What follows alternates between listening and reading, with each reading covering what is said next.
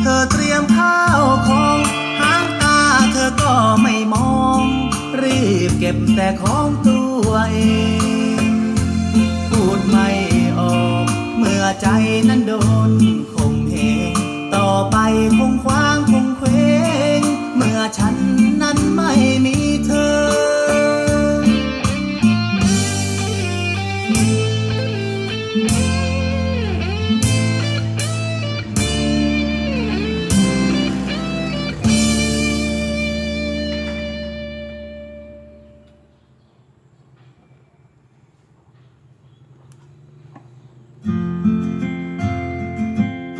YouTube ก็เสียแม่นบ่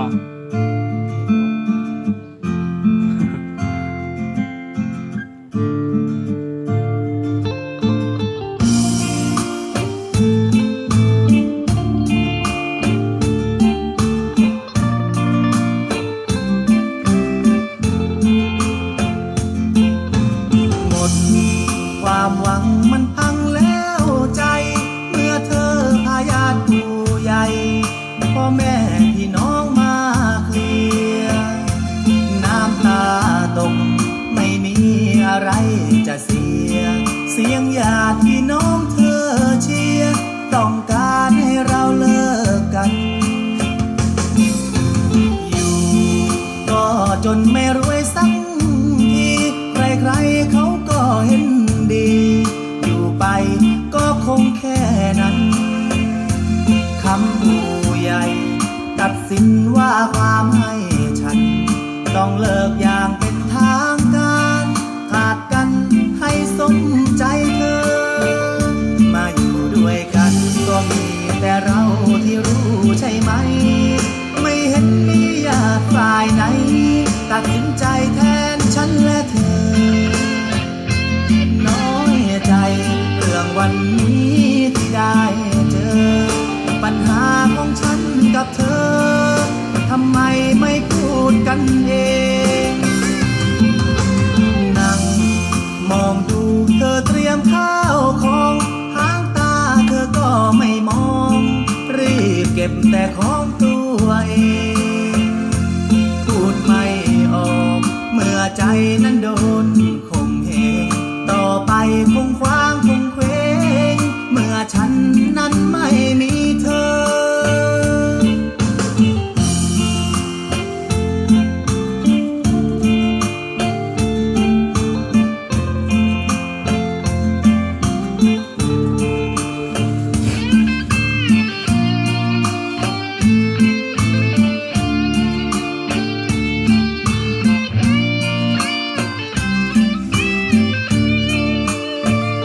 มาอยู่ด้วยกันก็มีแต่เราที่รู้ใช่ไหม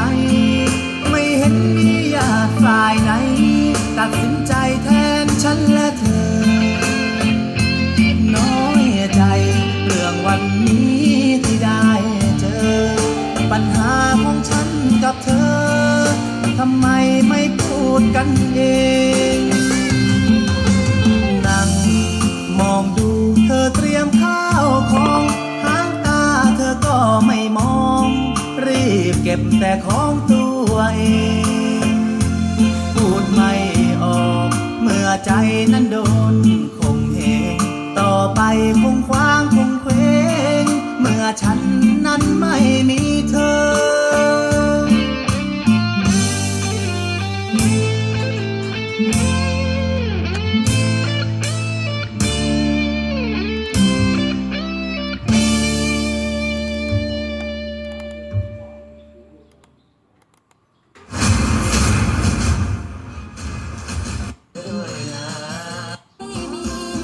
อยากบอกสางไว้ดอกไม้มันไม่สำคัญ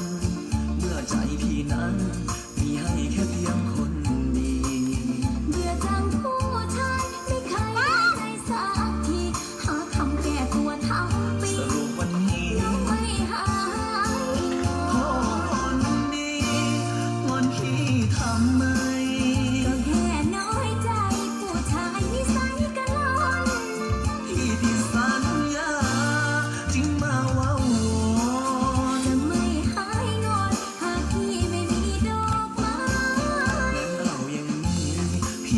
อมแก้มทีหนึ่ง